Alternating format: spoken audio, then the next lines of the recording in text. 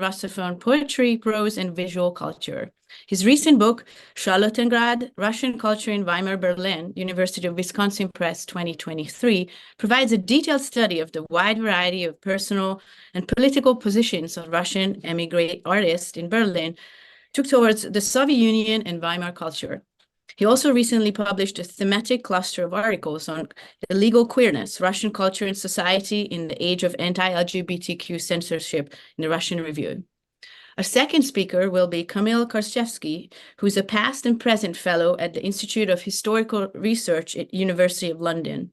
His research explores the intersections of queerness, nationalism, and class in the history of interwar Central and Eastern Europe. Karszewski earned his PhD from the European University Institute in Florence. Previously, he was the fellow at the German Historical Institute in Washington, D.C., and the Herder Institute for Historical Research on East Central Europe in Marburg, and the Leibniz Institute of European History in Mainz. He has published in the Slavic Review, Contemporary European History, and Sexuality and Culture. So Ira Radulgina hails from Moscow, Russia, and earned her doctorate degree from the University of Oxford. Her research focuses on the queer history of the Russian Empire and the Soviet Union. Her forthcoming book, Vernacular Queer, Gender and Sexual Emancipation in the Early Soviet State, is currently in the pipeline. This work represents the first study of early Soviet queer emancipation and its forced demise under Stalin in the 1930s. Drawing on previously undisclosed archival sources, the book unveils the unintended consequences of the world's first socialist revolution. It employs the history of early Soviet queers as a lens to explore broader questions such as the power of Marxist ideology in shaping new subjectivities, the Soviet gender order, and the nature of Stalinist terror. Additionally, the book contributes to the discourse on the emergence of modern homosexual identity by presenting a history of queer emancipation in an illiberal state. And last but not least, Feruza Aripova is a lecturer of modern Russian history at the Lehman College at CUNY. She's a center associate and the co-chair of Gender, Socialism, and Post-Socialism group at the Davis Center for Russian and Eurasian Studies at Harvard University. Feruza recently completed her PhD in World History at Northeastern University. Her doctoral dissertation, titled 50 Shades of Vice, Decolonizing the Soviet Homophobic Legacy, sought to explore and map the impact of colonial, legal, and medical perceptions of same-sex desire in contemporary state policies and public opinion in Russia and its former Eastern and Western borderlands. Well, thank you for the participants. And after this introduction, I just want to say a few words of how we are thinking about moving forward.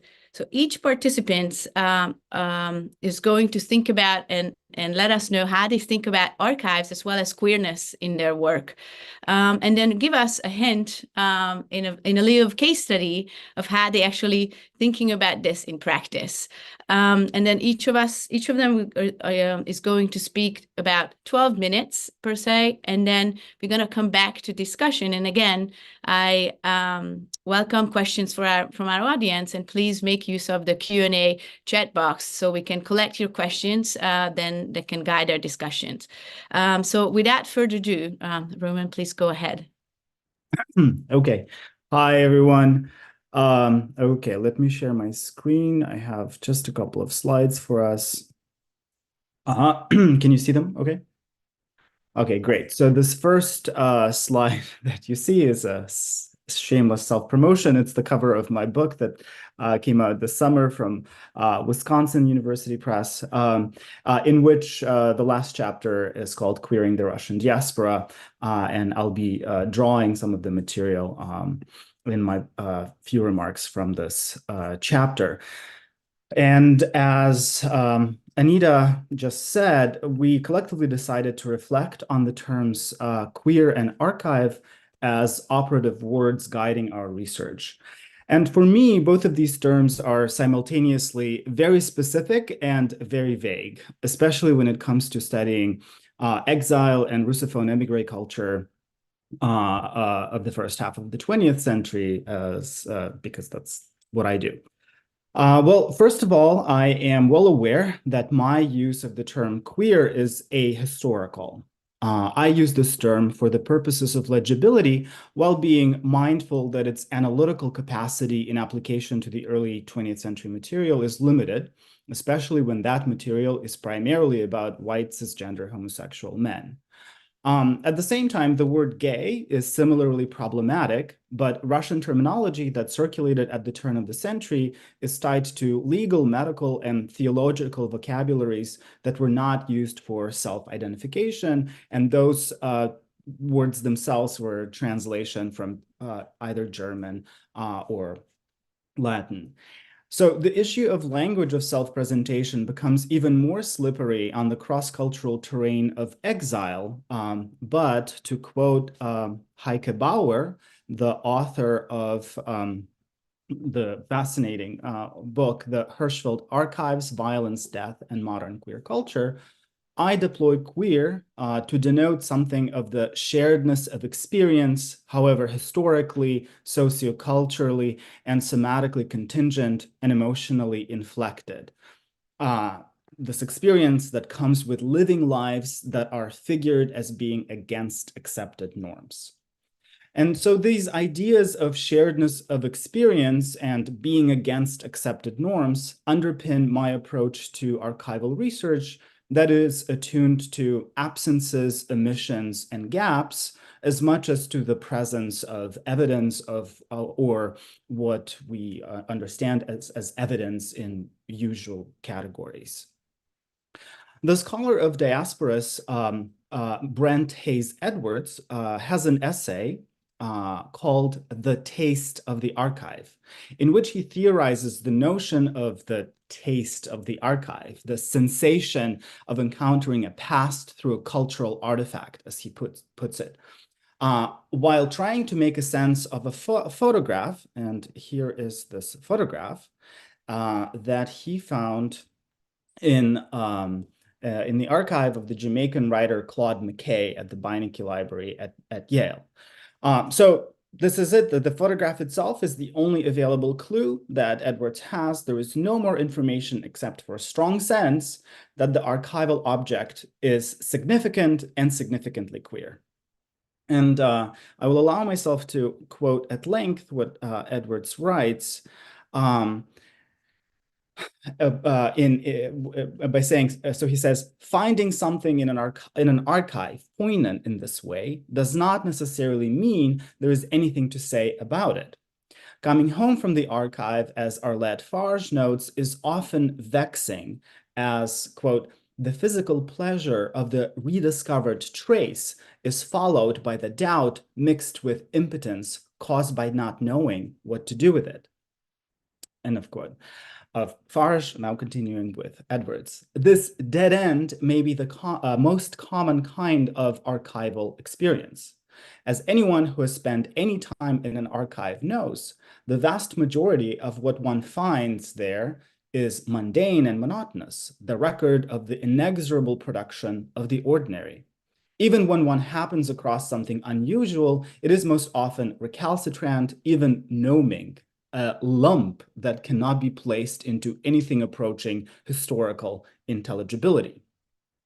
But it is also our task as scholars to propose a path toward historical intelligibility and to pull fragments of seemingly disjointed pieces of information into a narrative, as the editors of the special issue of Radical History Review on Queering Archives put it, and I quote, fragments of information float unfixed, historically unraveled, and we form archives when we pull the fragments into the orbit of efforts to know. And my own effort to know has to do with writing a history of queer exile, however preliminary such a history might be. And of course, there are challenges to researching queer dimensions of émigré culture in the interwar period, or really in most periods, arguably, because of the relative scarcity and in some cases, the inaccessibility of archival sources. But sometimes even the known artifacts can surprise one with laconic suggestions of queer potential. And so now I'm moving from defining my approach to queerness and archives to kind of sort of my little vignette on my method. And I will ask you to consider this photograph taken in the 1920s by Roman Vishniak in Berlin.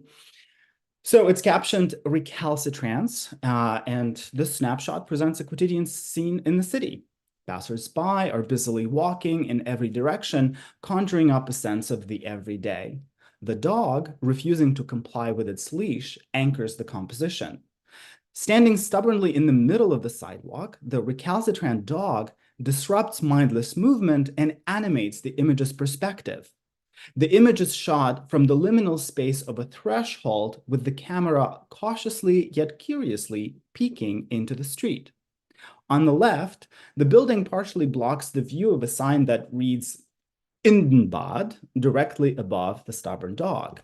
The cut-off sign intensifies the effect of spontaneity, but also draws attention to itself and its message, which actually advertises Lindenbad, which is a Russian bathhouse. The positioning of the sign across from the entrance to the building from which the street is observed suggests that the camera and the viewer along with it are on the doorsteps to that bathhouse. And while the bathhouse is a communal space, unlike any other in Russian culture, it can also be an elusive and illicit queer space. Berlin's Russian bathhouses served as cruising sites for men long before the émigrés moved to the city en masse.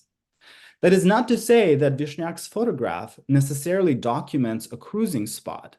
Rather, his image of the bathhouse hidden in plain view and the stubborn dog conveys the tension between historical and archival presence and absence, suggesting that the conflict we see is only part of the story, full of unruly subjects hiding in the margins.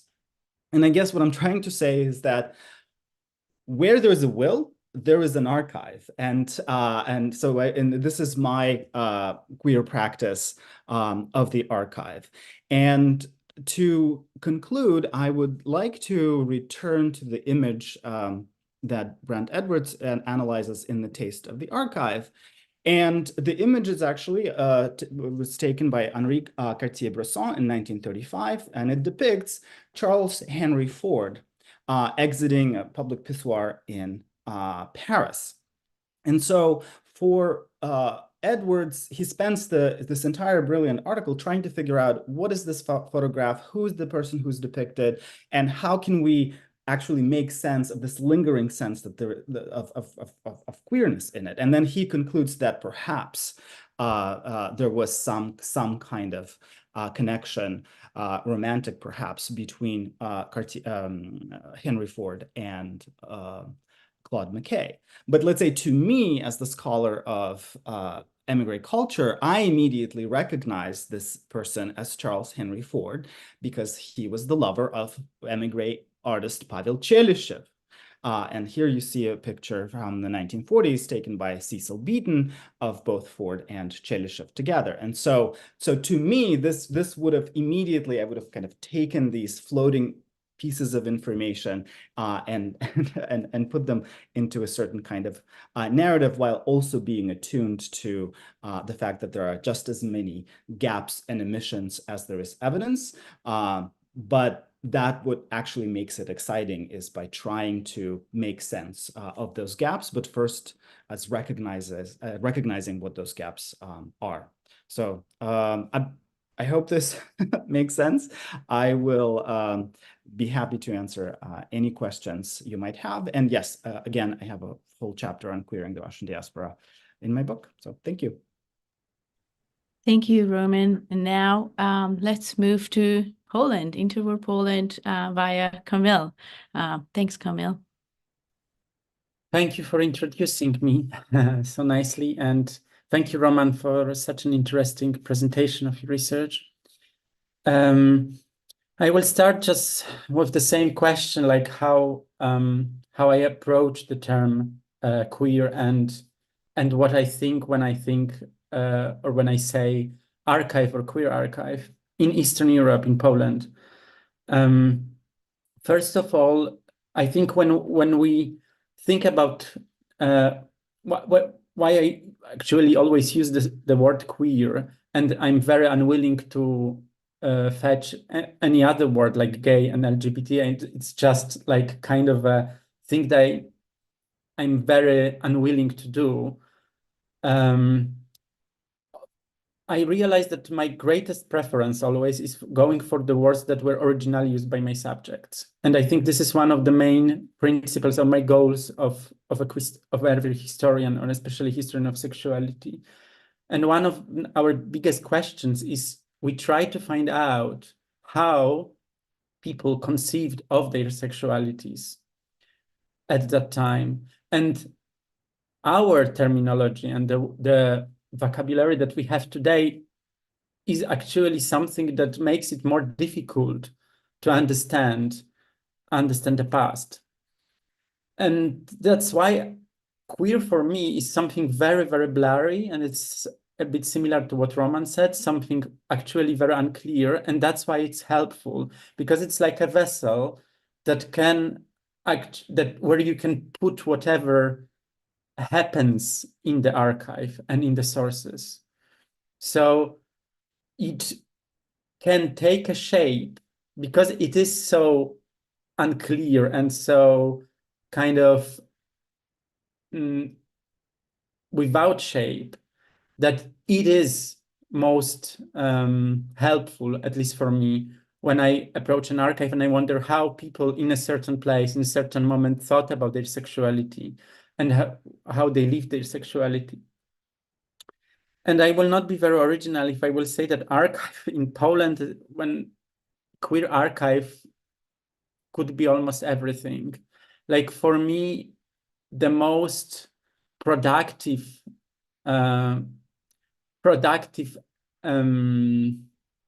way of researching is very often just going through enormous amount of random sources. And a lot of findings happen actually completely by chance. And I know it sounds probably very unprofessional, and it is not exactly that I completely go through random stuff, but very often I have a hint. I know that, for example, this is one of the latest situations that happened to me was that I knew that a homosexual, a queer couple, asked a photographer in Warsaw in the 1930s to take a picture of them. And then I looked for digitalized, huge collection of the pictures of this photographer. And I just started going through them. And it turned out that he took like portraits of actors, of kind of celebrities in the interwar Poland. And these were like tens, if hundreds of pictures, and 99% were completely irrelevant to me.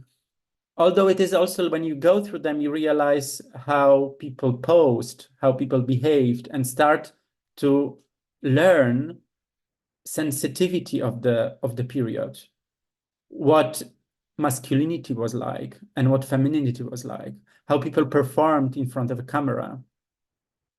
And then suddenly, among these hundreds of pictures, kind of randomly, they were male acts in this digitalized groups. And then some of them were actually, there was an information, annotation about who was in the picture. And some of the findings are really, we come across this way, which is, of course, very, may seem very unproductive and time-consuming. But I will show you more now, something more concrete than just this kind of anecdotes. I will share the screen. One moment. Share. So this is one of my articles that I published like almost 2 years ago. And I wanted a bit to show the kind of a kitchen of me as a historian, how I came across the sources and how I worked with them. So this is a story of a couple And I was very lucky. I just used like internet engine for archives. If anybody speaks Polish, it's just Szukaj w Archiwach, and I regularly search the engine because they add new digitalized sources. And I would look for words like, of course, homosexuality, pederasty in Polish, in other languages. I would also add articles from criminal code and all kind of words that can come to my mind, especially words that were used at the time. And I think I found this particular collection of sources, or like a file, through something quite simple, like maybe even homosexuality. But my experience taught me by now that actually there are many this kind of sources still, but they depend on how they were labeled by the archivist. So you start almost wondering, who is this archivist who actually wanted to help you and put it there so clearly? Because there are many archivists just they will just classify the file as criminal case, and you will never find it unless you really have you go through the whole archive. But this archivist was helpful, and then I found it in this is the building that still exists in northeastern Poland, in this town of Suwałki, because it turned out that there was a case from the early 1920s of two men sentenced to jail for homosexual acts. And strangely enough, the trial took place in the building that is now the archive where the files are stored. And just to show you where it is like so northeastern Poland. So it was quite a trip, and it's at the border with Lithuania, which also will play a role if I have time to mention it. So I found this. This was Suwałki. At the time, it was a relatively small town, really probably 5,000-6,000 inhabitants. So it was also interesting. It was not a metropolitan story. It was not an urban history, but really something rural. And what turned out in the archive, when I already looked at the file, I realized there were letters. So letters that were evidence of the homosexual acts between the men. And they were stored. And because I had to open some of the envelopes, I realized that nobody really looked at these letters before. And of course, they were all the criminal proceedings, but because the letters were the evidence of the sexual relationship between the men, they were also attached to the file. And then I immediately realized this was extremely precious, because for a queer historian to get a direct voice of a queer subject is, as we know, it's gold. So, and they were like tens of these letters. How I made sense of them. So I am now in 1923 in Suwałki, in this borderline region. I of course went to the place where they lived, because they didn't live in Suwałki, but in this village, and they were foresters. So I tried to find out who they were, obviously, like if I can find any. Would the forester house be there still? Of course not, because there were all the conflicts and changes of borders. And actually this all, as much as it was interesting for a historian, and kind of you can realize what how place looked like, what's the landscape, it was not very productive in terms of analyzing or working with the sources. But it was fun. For me and my partner, it was fun. I think that's the end of the slides. So I realized I had to build more context based on sources from the time. And of course, one way was looking at the newspapers from the time.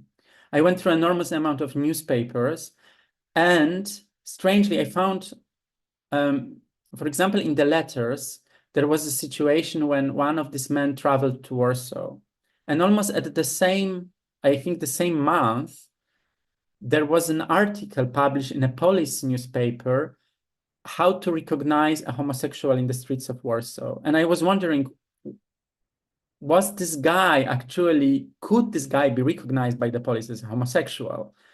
Because the article was extremely classist. They would indicate that if every factory worker could be a homosexual, a pederast. And I realized that this guy who was a forester and coming from like peasant family who came to Warsaw, relatively poor, he was actually kind of, typical pederast potentially for a policeman. Then I realized that there was a small, very interesting article about a party that took the same year in one of the streets of Warsaw. So it let me, I realized that in 1923 in Warsaw, there was a community. There was also a scandal involving a member of parliament who was attending cruising points in public toilets. So I realized there was a community. The police was aware that there is a homosexual community. And then I suddenly realized that Warsaw was, maybe not so suddenly, but I understood that Warsaw was a place that was policed. And in this sense, as much as I thought like, okay, a metropolis would be a place very accommodating to a homosexual, as we used to think, actually a rural area in Suwałki, in this forest, all of a sudden seem a bit more, accommodating. It was much cheaper. It was easier to survive. They had state-funded jobs, both of the men. And they didn't have all this police, because as testimonies of some of the neighbors later during the trial showed, a lot of them didn't see anything particular in their behavior. And it was very precious, because one of the men involved claimed before the court that he didn't know what homosexuality was until his cousin in Warsaw told him. So then I started realizing that there was certain circulation of knowledge. And this knowledge could be related both to the police, to the community existing in Warsaw, but this knowledge was not so relevant, or maybe not reaching so far as to this, to Suwałki and to the foresters had. And just one last note, because there are a few examples that I could give how I built kind of a context to understand more, to get more from the sources. For me, it was very interesting that it was a borderland. I started looking, of course, at who lived there, what kind of people lived at that time in this village when the man lived. And I realized that it was very ambiguous ethnically setting. And a lot of people actually seem to be either indifferent or not very eager to define themselves as Polish or not. And this was for me very interesting when I realized that also one of these men didn't define himself as neither as homosexual or heterosexual. He said he had sex because it was pleasant with another man, and he didn't know it was wrong. So it was actually kind of inspiring to see beyond these categories, the national categories that you expect to see in the borderland nowadays. At that time, actually functioned in a different register and in a different way. And it was very inspiring for me. I wondered, can I approach sexual categories similarly? And probably it would make a lot of sense. I'm sorry if I've been speaking too long. Thank you, Camille. This is wonderful. And I think we'll come back to categories, something like, in terms of identities, like empires, I think in a discussion. So let's just move along. But thanks, Camille. And we're going to go to the Russian Empire, the heartland. Thanks, Ira. Hello, everyone. First and foremost, thank you for organizing this panel with a special focus on archives and queerness in archives. I could have talked about archives for hours, as working in them is the most pleasurable aspect of being a historian, for me at least. So I also want to draw your attention to the first slide, where you can see the name of my Telegram channel. It's called A Spy in the Archives. The name of this Telegram channel is inspired by Sheila Fitzpatrick's memoir book. I share queer sources and queer visual materials related to Russian Empire and Soviet history there, so you might be interested to look at this Telegram channel. While I'm a relatively young person, I consider myself somewhat of an old school historian. I initially delved into researching the 18th century Imperial Russia with a focus on sexuality, and later I shifted towards the 20th century. To me, being a historian is synonymous with being an archivist. And honestly, I have never been perplexed by the question of what an archive is in the context of queer studies.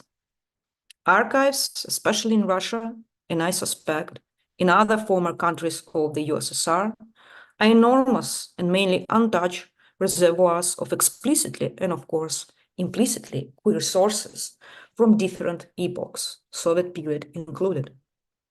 Due to the pervasive censorship in the USSR, there are many blank spots in the queer history of the region, and at the same time, until recently, there have been many opportunities to address them.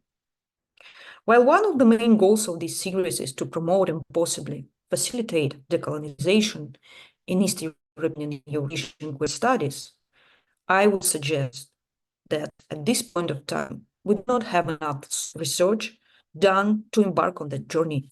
In my opinion, what is needed now are research projects originating from sources in different countries of the region, which would broaden our expertise on queerness in general.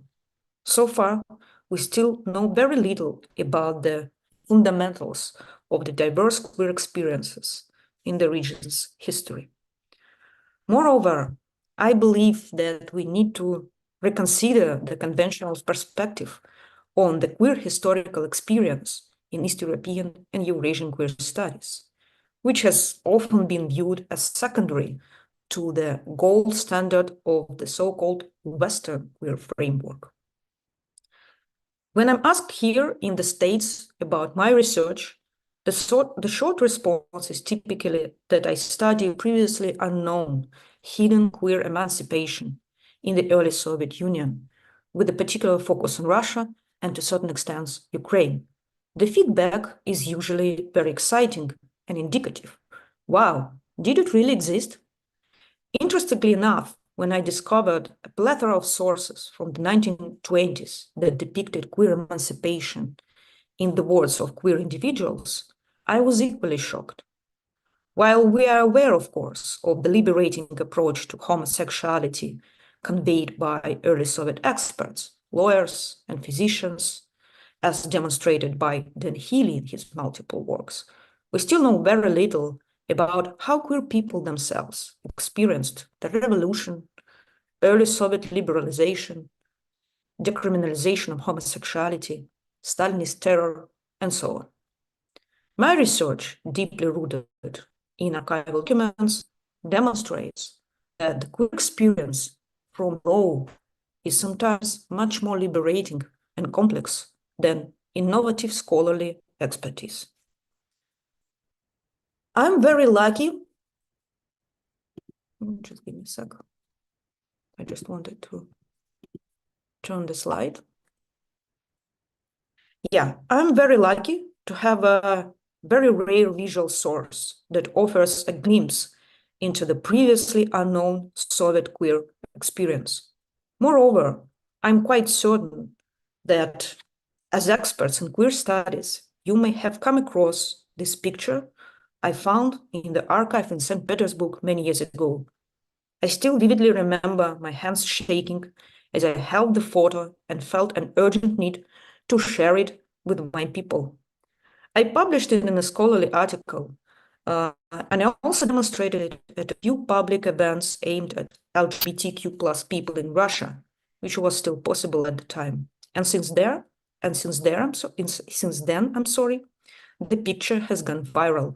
Both Russian and foreign journalists frequently use it to illustrate articles on queerness in the USSR. This is the only image of its kind. I also recall noticing that some Russian queer people used the faces from this photo as their profile pictures on Facebook. I thought, wow, it possibly means more than a couple of articles in top review journals. To be more serious, this is just one example. The rest of my visual sources will be published in the book. We need more studies from different parts of the region to illuminate both the queer experience from below and the official policies. Keep in mind that these two areas are not necessarily connected in a direct, straightforward manner. As Michel Foucault has put it, where there is power, there is resistance. I believe that East European and Eurasian queer studies will inevitably undergo significant changes in the coming years. The devastating war started by Russia in Ukraine has already had changed everything. Amplified by Putin's homophobic rhetoric, emphasizing so-called traditional values, the war is influencing historians as well. This influence is manifesting in a literal sense, leading to the increased research in Central Asian archives and broadening our understanding of the queer past within the Soviet Union and Eurasia in general. Finally, I would like to conclude my brief talk with an archival story in which oblivion, homophobia, silencing, and archives are intertwined. A couple of years ago, I came across a rather mundane source from the 1940s, an anonymous denunciation sent to the local party unit in Leningrad. The author of this letter targeted the professors of the Leningrad Conservatory. One of them, according to the letter, is a heavy drinker. The others do not actually know how to play piano. The dean has extramarital affairs with the secretary of the conservatory. The letter also mentioned two women whom I did not know. One is Maria Brian, a retired operatic soprano and a teacher. The other is Sofia Maslovskaya, an operatic director. As I found out, she was the first female Soviet opera director, also a teacher. I quote the denunciation. Professor Brian, a wife, lives together with Professor Maslovskaya, a husband.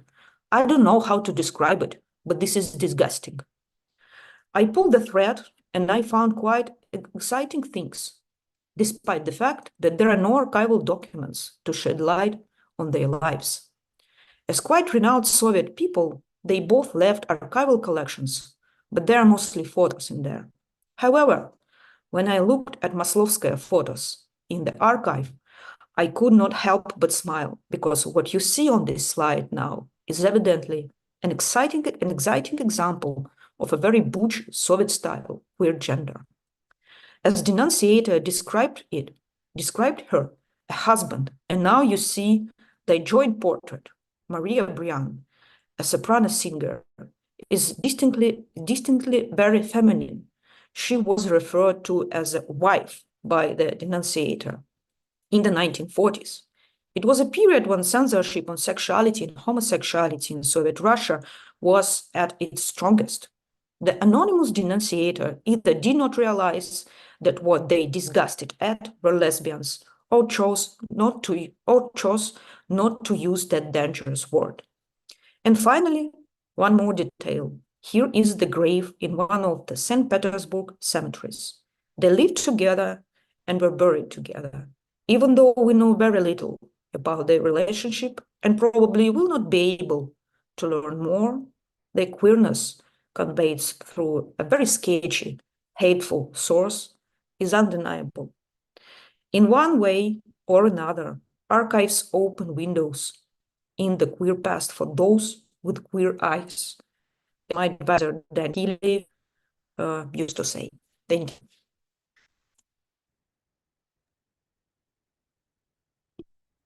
Thank you, Ira. And last but not least, let's move to Firuza, and then we'll have our discussion.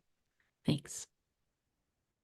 Thank you so much, everyone, for this incredible opportunity. I guess before I delve into the major question of queerness and queering the history and decolonizing the archive, I guess I want to touch upon the general question, why decolonize? With the breakup of the USSR in 1991, Russia has emerged as an immediate legal successor state. As the result, the Soviet past has been continuously examined through the Russian lens, and the urgent need to rethink and reevaluate the Soviet past through the lens of decolonization emerged immediately after Russia's neo-colonial military aggression in February 2022, Russia's blatant accusation of Ukraine succumbing to the European values and becoming a part of Europa, and subsequent condemnation of the pride parades as markers of immorality and divergence from the traditional values reinforces Russia's status as a neo-colonial empire. Russia's current position is a continuity embedded in its imperial past, particularly when it comes to its racialized politics of othering and orientalizing of its former territories. Moreover, Russia as a modern nation state never took any responsibility for the atrocities committed by its Soviet predecessors in the formerly occupied colonies. The USSR, despite its anti-colonial position, remained the colonial empire by preserving the supremacy of the Russian language, including mandatory Russification and culture, while diminishing the status of ethnic minority groups, vernacular languages, and local customs.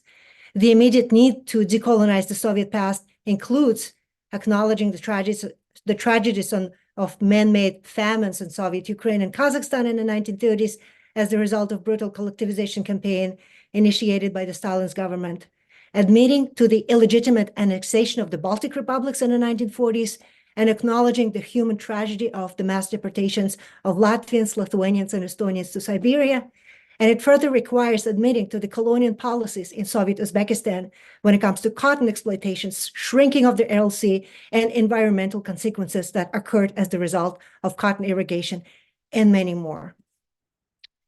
With that, I would like to delve into the whole question of queering history and decolonizing the archive. Of course, like one of the questions that I immediately think about is how do we recover, recreate, and reclaim the queer past when any historical commemoration of the victims of homosexual repression is excluded, not only from the Soviet official and contemporary Russian memory discourse, but also when it comes to the majority of the former Soviet republics. And the other question that I think about is how do we insert and historicize queer memory, queer history, to problematize and challenge political narratives of the region. And of course, the term queer does not have a proper linguistic or historical context. Yet we could use the word queer as an investigative methodological tool to debunk stable sexes, genders, and sexualities, in the words of Anna Marie Gigozzi. When it comes to shifting discourses on same-sex desire and sexualities across the former Russian and Soviet empire, the so-called queering helps to map multiple ways of being and doing sexuality and recognize sexualities that lie outside of the binary, outside of this homosexual heterosexual dualism. The language, when it comes to the language relating to the same-sex desire or persons with same-sex attractions, it of course varies depending on the sources. To examine how bodies and desires came to be understood and represented historically, one must pay close attention to the historical and linguistic precedents. The terminology used to historicize same-sex desire in Russian and Soviet contexts and classify same-sex sexualities is influenced by ongoing religious, legal, and medical discourses. The process of queering history and embracing the sexual fluidity of the past requires distinguishing between sexual practices and the individual subject formation, which serves as a precedent for modern categories of gay, lesbian, bisexual, transgender, intersex, etc. identities. The Soviet Union as a multi-ethnic empire was never homogeneous. The lens of coloniality enabled us to interrogate continuities and deconstruct the racialized politics of othering. Madina Tlastanova, well known for her decolonial approach, she identifies the USSR as a subaltern empire, and she argues as, quote, "It didn't have one ideology that would be consistently implemented for all different others." End of quote. That concept also applies to the uneven application and subsequent impact of the Soviet sexual politics across the republics. The concept of the subaltern seeks to deconstruct dominant hegemonic narratives and recognize and recover voices of marginalized individuals and groups represented by the hegemonic social order.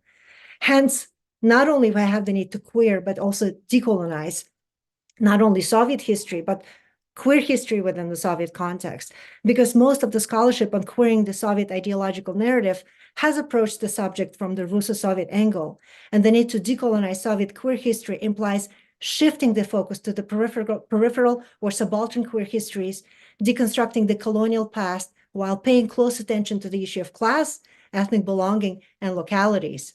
And when we think about decolonizing and queering the Soviet past, it applies also to its homophobic policies, which were often imposed on its former territories. Russian and Soviet history homophobia is often based on the colonial approach towards periphery. And in that sense, queerness serves as the periphery within the periphery. And it, of course, requires examining of that history through the lens of coloniality. When it comes to sources and the archive, I mean, the role of the archive, of course, becomes particularly critical when it comes to historicizing and legitimizing queer experiences. And how, I guess, one of the questions that I think about, how should we treat the official sources that reflect the Soviet gaze regarding homosexuality? How do we retrieve authentic queer voices when describing their bodies and desires, despite the ideological nature of the archival documents? One must be aware of the ideological and criminal gaze of the Soviet official sources when excavating cases that dealt with same-sex desire, and that sort of invokes Ann Stoller's definition of the so-called archival churn and the evolving role of the archive in reevaluating histories of colonialism or of those of gay rights. In my dissertation, I look at Central Asia and sort of the Russian homophobic legacy and the banning of homosexuality in 1926 by the Soviet authorities. I look into the same-sex desire in the Baltic region in the late Soviet era from the 1970s and onward. And then I also look at coloniality of queerness in the labor camps. And the majority of my sources were really problematic. There was sort of the romanticized accounts of the boy dancers. There were third-person accounts, but there were no accounts of queer people. And one has to sort of read them against the grain and look at them through the lens of coloniality. To just briefly talk about Central Asia, criminalization in parts of Central Asia, particularly modern-day Uzbekistan and Turkmenistan, was the result of the Bolshevik policies, who sought to liberate women by erasing local queer practices. But I also consulted various travel accounts from the late 18th to early 19th century that depicted daily life in Central Asia prior to the Soviet rule, which would have shed light on the queer culture, the tradition of the boy dancers. And I noticed the profound prejudice towards local queer traditions among Russian administrators and settlers in the late 1800s that were later, I argue, inherited by the Bolsheviks that banned homosexuality in the 1920s. There was sort of this Russian gaze into the unfamiliar sexual realm of the East and subsequent homoeroticizing of its own Orient. And then I argue women's liberation comes with erasure of same-sex practices. I further consulted diaries, memoirs, personal letters of the Gulag survivors, but again, you don't have necessarily the first-hand accounts of people, and most of that literature sort of is mixed with violence and the so-called shades of disgust, quoting Ari Kunzman. And in this case, I consulted Saidia Hartman's work, who is a cultural historian, and she uses this notion of a critical fabulation in dealing with silence, absences, death and violence of the archive, particularly when it comes to colonial past and the legacy of slavery in the US. But by inserting humanism into the archive in the absence of humanity, she seeks to make it visible, the production of disposable lives, to describe, quote, the resistance of the object. And I think the history of the labor camps in the Soviet Union is similarly fraught with violence and death. And the Soviet archive exists to dehumanize that queer desire. And by inserting same-sex desire back into the archive, we can argue that sexuality and intimacy in the context of the labor camps were not always connected to the crime and violence. And that by conducting a close reading of these documents, we can analyze and separate the issues of sexuality and class and reclaim humanness.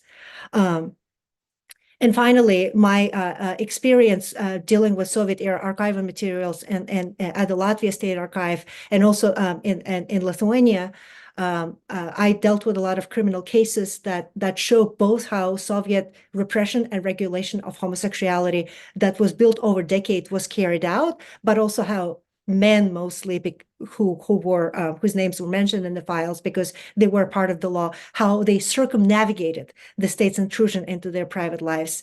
And they used public urban spaces to assert their sexuality, even at the risk of arrest. And these stories, of course, provide a fragmented insight into social, political, cultural lives of the late Soviet era.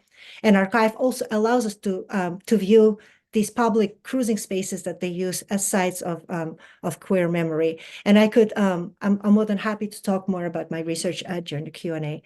Thank you so much. Thank you, Firuza, and everyone for their super insightful and thought-provoking presentations and very different approaches to archives and also using queer.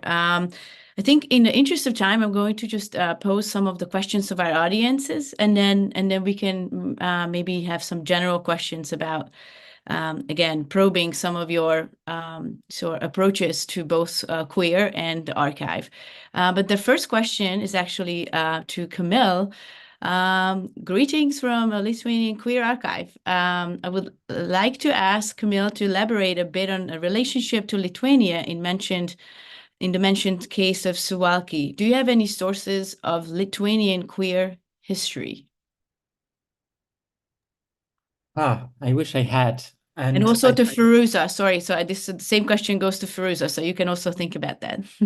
I think there is a lot to be done because I know I have never worked with the archives in Vilnius, but I heard that a lot can be found there because Vilnius archives were not as destroyed as Warsaw archives. However, as with many places in this area, I think to really make a proper, good quality research, one has to be multilingual or have a project involving several historians. I would like to see putting together Lithuanian, Polish, Russian sources, Yiddish sources. I think this could be very interesting, and I think yeah, there is a lot to be found in Lithuania itself. In this case, of course, in Suwałki, because it is a case of two men who lived basically in the forest.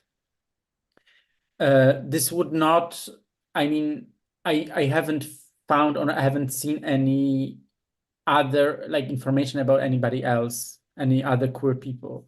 What was, however, interesting for me in this research, which I didn't mention, I think actually Poland created circumstances. So the nation state after 1918 created circumstances that made this relationship possible.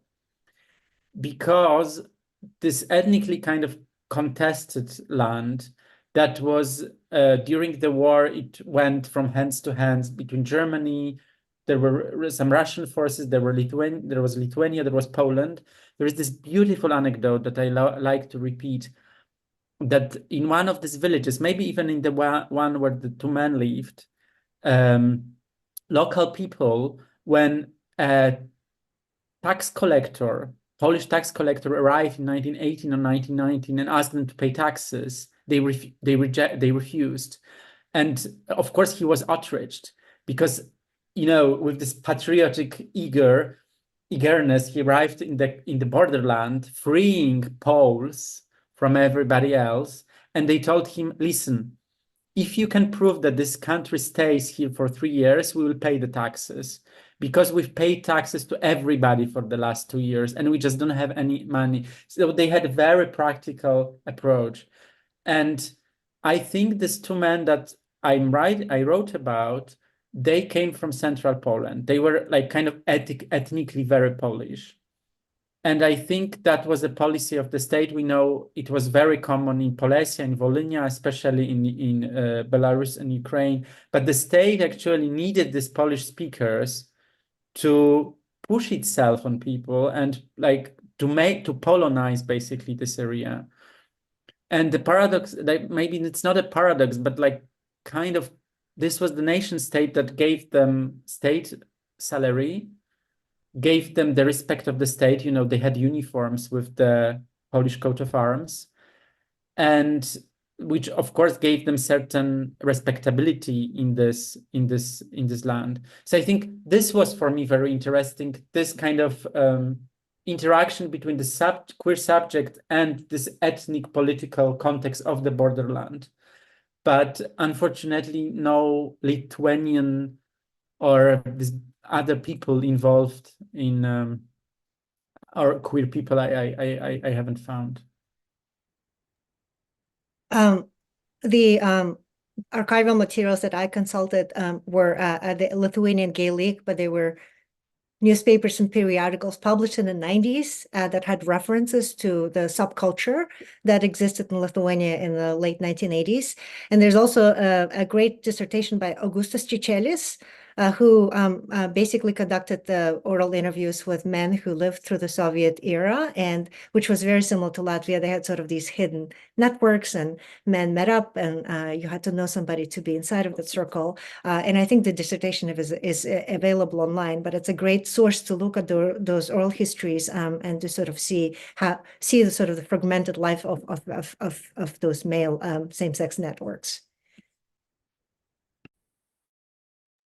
Thank you. And maybe we can return to a more general discussion. So still, what are the roles of archives of actually reinserting queerness in past histories where there's still not written narratives, but then also what are the role of historians of actually queering the queer archives, and which are often based in these colonial empire based setting. But I want us to just give the floor to Irina with the question from Victor, which goes, other than the denunciation reported you cited, was there any evidence of love relationship between the two women from Leningrad Conservatory?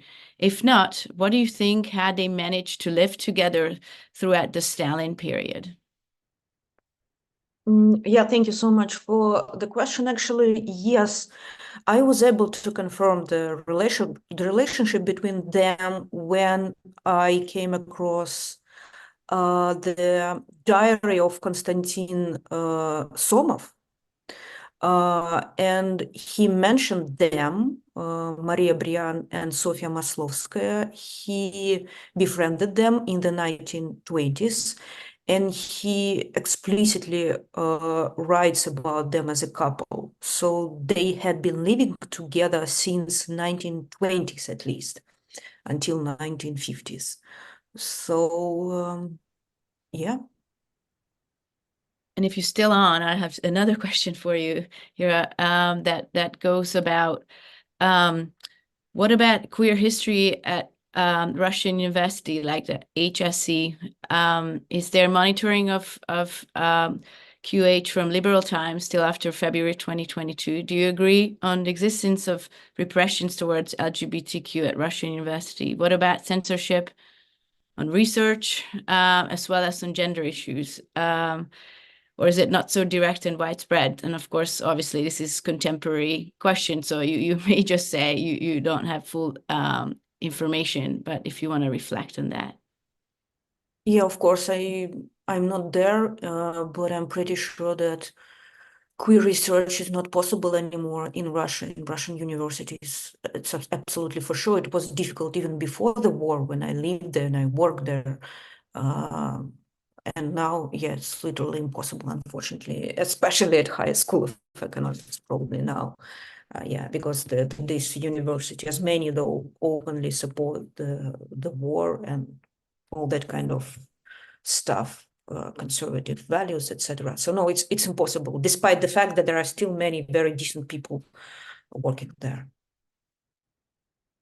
You know, it's very interesting. I'm more familiar with the Hungarian, Polish, and like the, the East Central European part of the region. But since Orban, this ban of gender studies and really making it difficult to actually do research in some ways. Although I want to say that, speaking to researchers, and again, I don't live there, but it's often, at least the question of framing, they no longer apply for obviously research on queer or homosexual subjects, but rather they apply to do research on family and family history, right? So there is, at least in the Hungarian context, there's like a wiggle room, and researchers are acutely aware of using the right terminology, and they still at times able to actually secure funds and to do research. But it's in a way, it's a circuitous way, but that hasn't stopped people actually doing the research. I think, oh yeah, Camille, please go ahead. I don't know about you, but I had this experiences like, I think 2 years ago, I was in Krakow and I had some, I wanted to look at sources related to homosexual trials. And I found them after the numbers of like the articles in the penal code. And the archivist, that was very interesting. And I think it is very much telling short story. Like I was waiting there, and the archivist was very nice to me. And she asked me what, and exactly I always use the strategy just in case that you mentioned. Like I don't say, oh, I'm looking for queer or homosexual. I just say, oh, I'm doing research on sexual matters. Like there is another word in Polish that it's even not like doesn't use the word sexual, but like obyczajowość, which is like things related to people's how people live. And she looked at what the article was about, and then she suddenly said, oh my God, but this is about fornication, unnatural fornication even. And I said, yes. And then, oh, I cannot show you that. I have to ask the director, the head of the archive. And I knew that the law was and regulation was on my side. Like she couldn't stop it from me, especially that I was a researcher, scholar. But of course, you don't want to fight with these people and argue. She said, like, I have to write a special letter. And then she gave me the pen. And, I am quite an impulsive person, and I wanted to immediately kind of argue with them. And then I got this pen, and on the pen was written Andrzej Duda. And that was the name of the president. And that was the pen from the electoral campaign. And, they were these small signs that I realized that if I want to get my hands on these sources, I need to be nice and go through all this process. And can you imagine that the head of the archive came down there to look at me? I don't know what was the purpose. He finally said I can look at the documents, but he just came to see who I am. And it was a very strange situation because there were other researchers or people using the archive. And I was standing there waiting for, kind of in the spotlight, waiting for somebody to allow me to access the sources about unnatural fornication. And this is not a harassment, I wouldn't say, but that was a particular situation that I had in one of the main archives in the country. No, I think, again, this raises the question of, I do want us to think about the same way, how we can think of, if you want to kind of decolonize the archives, or we also thinking about decolonizing it from this Western terminology, which, there are scholars who've proposed in terms of thinking about sexuality in East Central Europe and other parts of the region outside of the English framework and a queer terminology. But there's also, we have to think about the kind of basic realities of accessing archives in our regions, and the difficulties that some, particularly in Western contexts, it's just the queer archives have a very different standing, and they actually exist as such as archives of sexuality versus, for all of you mentioned, there's very different ways of you want to access sources of non-normative, people with non-normative lives throughout different historical periods in our region that are still very much pose a real difficulties. And not to mention, most of us, we don't live in these places, right? What are the stakes to people who actually live there, who are trying to do this kind of work? It's very different than, again, working on queer histories and elsewhere. But I wanted to also pose a question again from the audience to Roman and also to Firuza. Really grateful to all the presenters, and especially to Firuza, for foregrounding the need for decolonization within queer history studies. A request to both of you, Irina and Roman, about the role and place of non-ethnically Russian identities and the empire's colonial practices and their impact in what you encountered in your research. So if you can reflect on that, maybe Roman, you could go first. Yeah, thanks, Vitaly, for the question. And it is, I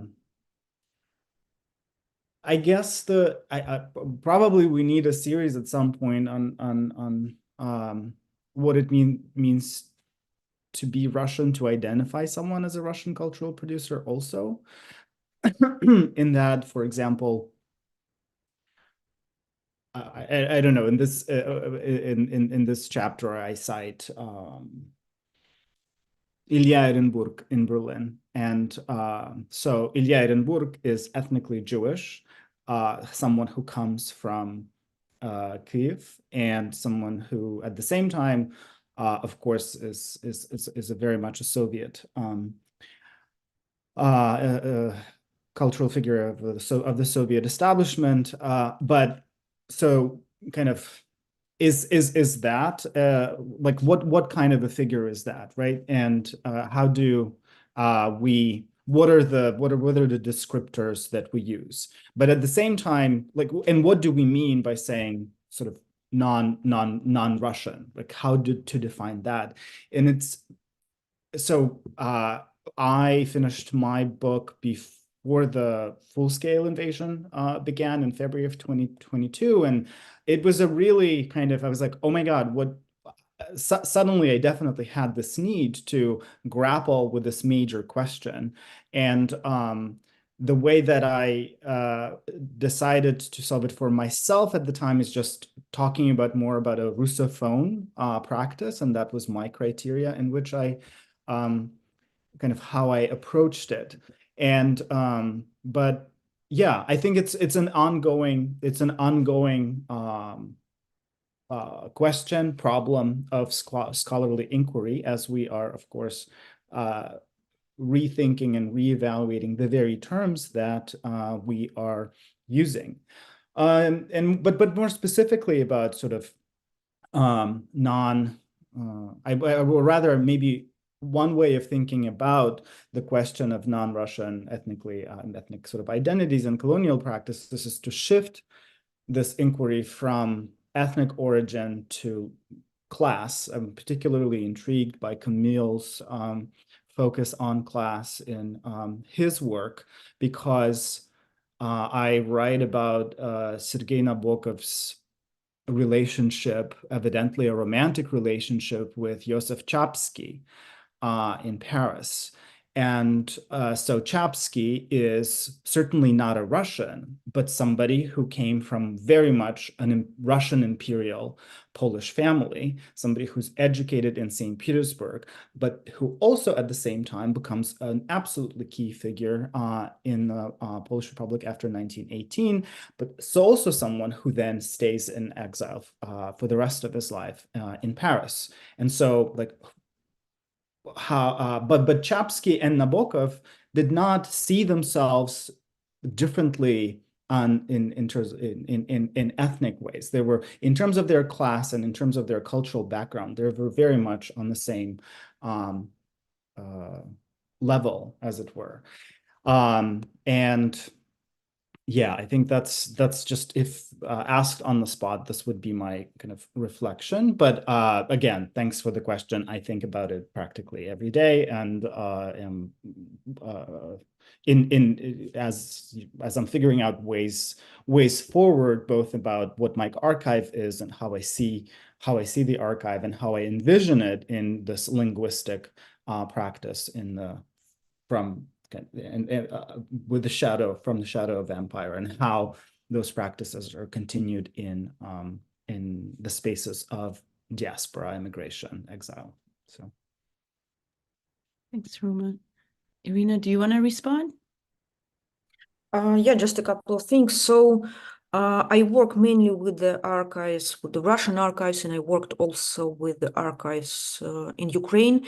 And I'm focused on the 1920s, and I can tell you that ethnicity is not always obvious in the sources, especially in the given period in the 1920s. It's not always manifest itself in the sources, although I can tell you that there were Jewish people, there were Ukrainian people, there were a couple of homosexuals, Tatar homosexuals, who came to St. Petersburg in the 1920s. And I can see, at least in the sources, that their ethnicity did not influence their queerness.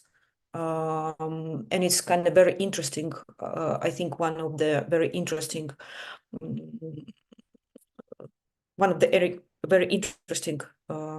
consequences of my research, that we can tell that ethnicity, at least in the 1920s, 1930s, did not play any role in the queer selfhood of homosexual people. So yeah, but I think that it's not enough to talk about, I think, decolonization. I think that we should do it. I mean, we should work in the archives, not only in Russia, not only in Ukraine.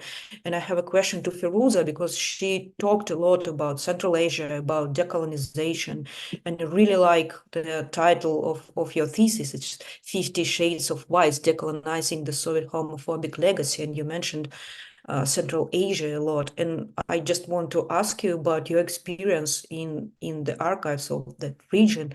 What archives did you visit in Central Asia, and what kind of sources did you work with? Thank you so much. Thank you, Irina, for your question. Because I mostly wrote one of the arguments in my article on the contemporary memory and the erasure of queer history in modern-day Uzbekistan was that I looked at diaries, travelogues of the Russian settlers who expanded into the region in the 1860s. And I mean, I knew it, but perhaps I was, I guess, shocked yet again by the Orientalist view of the so-called tuzemцы, the natives, right? And I wanted to even quote Neil Lekoshin, who was the administrator of, basically, one of the things that they say that the so-called vice, right, the male homosexuality with minors, is known as the worst Central Asian vice. That was one of the quote in the view of the Russian colonizers. They reported that an organized form of pederasty prevailed among urban Sart men as well as Tajiks, especially in the major metropoles. And the statistics even, it shows also that the Uzbek Soviet Republic has one of the largest number of sodomy convictions as well, which also shows you the link between the attitudes of the Russian administrators that kind of were inherited by the Bolsheviks. Even during the Soviet times, there was a Russian-Uzbek dictionary that was published in 1925, I'm sorry, by Konstantin Yudashkin, that defined this boy dancers, or bachabozlik in Uzbek, as passion for boys or active pederasty. There was another dictionary published way earlier in 1894 that also refers to pederasty as vice in a region, especially prevalent in the East. And then in 1948, there was another account conveying the history of organized pederasty in Uzbekistan. And the book the book was attacked by critics as the vile book, in Russian "Sporочная книга." So needless even to say that Vereshchagin's painting "Selling of a Slave Boy," which is in Tretyakovskaya Galleria, which occupies this major sort of place and space, and it's a painting of an older man buying a naked boy, which kind of is very similar on the cover of Edward Said's Orientalism, the Snake Charmer. That's Jerome's painting, where a boy, an adolescent naked boy, is dancing in front of the old men. So it was just dealing a lot of that, which is basically equating pedophilia with same-sex desire. And sadly, we don't have any accounts of the boy dancers who not only cross-dressed as women, who we owe a lot to them because when it comes to especially the history of the contemporary Uzbek dance, but it was all sort of lumped into one, especially when it comes to criminalization by the Bolsheviks. All of these categories, gender transgression, it was all kind of lumped into one category. When it comes to the Soviet documents, I don't think any of them are accessible, which is sad because I would be very curious to sort of delve into the whole history. The only contemporary, and I might have talked about it, reference to one Uzbek man that I came across at the Latvian State Archive is one of the men in Latvia was accused of, being a homosexual, and he had an affair. And there was a letter that he wrote to his lover to Samarkand. So that was really sweet, and it even contained that letter. But the Uzbek archives, and of course Turkmenistan as well, that has criminalization of homosexuality to this day, they're all closed off. On just quickly in terms of thinking about, decentering the Soviet Empire, we also have a question that is asking about what we know about the independent states of Central Asia. Our attitudes are, different there in the post-Soviet space than in the Soviet, in Russia itself. I would say that the current Uzbek government refuses to decriminalize homosexuality because it claims that it contradicts national cultural traditions and moral norms. And the government ignores the whole historical queer reality of the boy dancer tradition. But also it imitates, in a way, a 21st century Russian-style homophobic othering by accusing the West and imposing its values on Uzbek culture. But again, as a reminder that contemporary Soviet Uzbek homophobia stems directly from Soviet criminalization of homosexuality in the region in 1926. And one of the, I guess, books that I wanted to mention is, Roman, you mentioned the whole question of the Russian. This is sort of the opposite. This is Alexander Nikolaev, who also adopted the name Mustomumin, who converted to Islam, who was fascinated by the whole tradition of the boy dancers, and a lot of his paintings are sort of you can look at them as sort of the primary documents of the culture that existed before the revolution. And it's Boris Tuchovich. We owe, this is his incredible work. Thank you for that. I'm also just aware of the time, so I thought maybe we could, in lieu of the kind of a last question, rounding our discussion, maybe I was wondering if each of you could reflect on if there are students in the audience, or, I was wondering if there's one advice or something, like one insight that you gained throughout the process of researching in the era, in the area of your expertise and particular location, that you could, you would want to remind the students who are interested in studying queer history in the region, whether it's, again, from Camilla's, like who to contact, how to behave with an archivist, or how to think about archives in a broadly sense, moving forward, that you maybe wish you would have figured out sooner, but definitely something that you would want to pass along as an advice. And again, anyone could go first.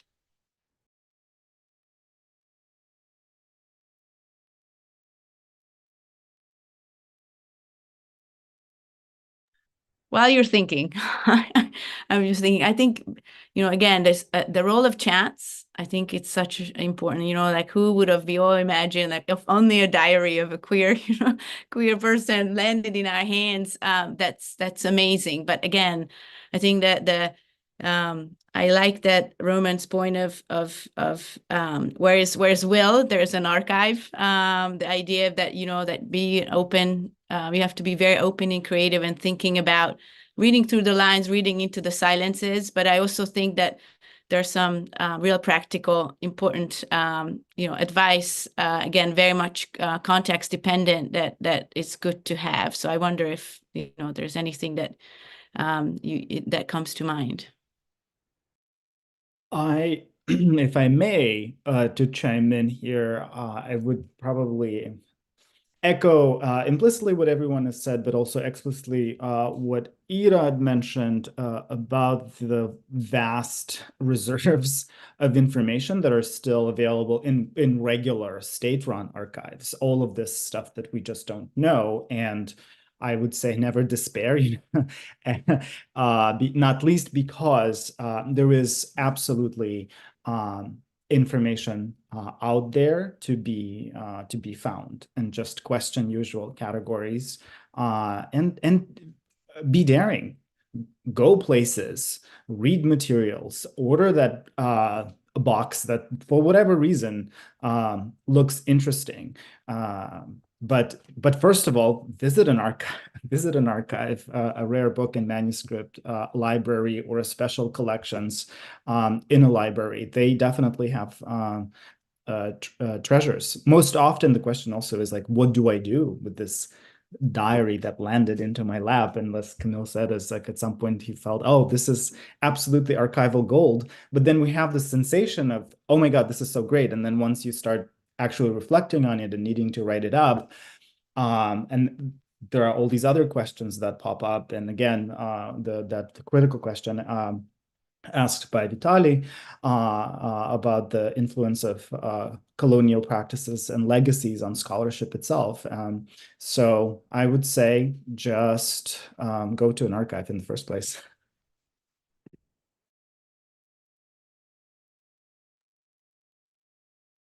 Yeah, I think surprisingly, whenever I talk to people and sometimes they ask me, you would be surprised how many even historians don't go to archives. And I understand it because I'm always anxious when I go to the archive, because you know that the more probable outcome is that you will not find anything today. And but yes, I mean, I think there is this huge hope in this ever-growing digitalized body, and I think there is a lot of stuff already that we just don't see because there is just too much data. What I said about this anecdote about the hundreds of pictures that I went through, this was all digitalized. These things are there, and just somebody scans them somewhere, and they are just there. Another thing is that for me, always very productive was just going, this is maybe a very blatant and boring truth, but just going, as you say in Polish, after a thread to the, to your goal, like you just follow one name, then you look basically very much what Irina did, like kind of, circling around your subjects, closer, further, looking where they lived, where they are buried. Maybe they left a will in an archive. I, for example, found some years ago, this was very interesting because this was a case of a lesbian woman who in the 1920s was involved. She's Zofia Sadowska, if anybody of you heard of her. Like, she basically sued some newspapers in the early 20s for libel in Warsaw, and a lot of these newspapers wrote about her alleged relationship with a woman at that time. And I found her will in an archive written 40 years later, when she wrote down everything to that woman. And this immediately sheds a lot of light on the whole story. Like, maybe it was really not so untrue what they claimed. If after 40 years she decided to, you know, gave everything she had to that woman. But I found it after several years, after all other sources, and it was just a small wheel, and then also a bit absurd because she basically what she wanted to give to her partner, I assume, were mines in Ukraine that she lost in 45, of course. But she still claimed she has all this property in Ukraine that she one day would get it back and be a millionaire. Wow, But that's amazing. Well, let's I don't know, I just want to give a chance to Firuza and Ira if you want to have anything to say. Yeah, I agree. Just we have to go to the archives. For example, I was able to find the sources on Russian queer history even here in the States. I'm not going to reveal all the details. I will publish a separate, hopefully, article on that. But the sources are everywhere, not necessarily in Russia. And another quite important detail is that while it's not impossible to publish the examples of scholarly articles on queer stuff in Russia, it's still possible to conduct research in Russian archives. So if some young historians are listening to us right now, so please go to the archives and work there. And also, yeah, I'm a bit puzzled by the fact that we talked a lot about the decolonization, we talked a lot about colonial practices, but we talked very little about those people, local people on whom those colonial practices were imposed. I think that we have to try to find, local voices, for example, in Central Asia, to excavate local voices, to learn how all those colonial practices influenced them. How did they deal with them? It's not enough, in my opinion, to talk, about colonialism. We have to deal with it on a more deep level, in my opinion, because of course there are numerous examples of colonialism, but what about those people who probably even resisted to those colonialism and somehow dealt with the colonialism? So yeah, I think that we should go deeper. Thank you. Firuza, do you want to? Sure. Yeah. Irina, if you find any of those stories, I'd appreciate, because I couldn't come across any of the firsthand accounts. But I think one of the things that I talked about recently at the Fletcher School was I talked about the Baltic region, and I also talked about the successful implementation of the archival work into the national memory. And of course, I have to acknowledge the work by Ineta Lipsha and her work on Kasparsk Alexander Irbe, who is gradually sort of becoming part of the national memory. And also the fact that we have agree or disagree with me on this, but advancing of LGBTQ rights in the Baltic region, because we do have same-sex marriage in Estonia, and we have same-sex partnership in Latvia, but it was all done thanks to continuous attempts of activists, artists, regional historians who worked really hard on activism and history. And this comes back, I go back to Irina's point, how history and activism, they do go hand in hand. You can't really separate them. And this is a very successful example of queering the national memory in the region. And we do have, on one hand, queering the national memory, and we do have advancing of LGBTQ rights, which is, of course, very fragile. We don't know, God forbid, anything would happen tomorrow, but so far, this is what's happening at the moment. And also, like, of course, I have to also acknowledge Jan Sama's work, which was based on a criminal case of chairman of the collective farm, right? And sort of acknowledging his life and his death and his homosexual tendencies. So this is what I sort of where I leave that, again, history and activism, they sort of go hand in hand. Thank you. I think that's a great place to end. Could I add two small things? A bit what Irina said and Firuza, I think like we need more cooperation and work because we need multilingual research. And we need to speak languages, but we also need to work with each other. And the second thing is that, like, being creative about kind of sources you look for. Like, one of my best sources about the cruising point in Warsaw that I knew existed was I found basically in a novel, and also quite randomly, because the protagonist of a novel actually goes and realizes that it's a cruising point and describes how it looks like.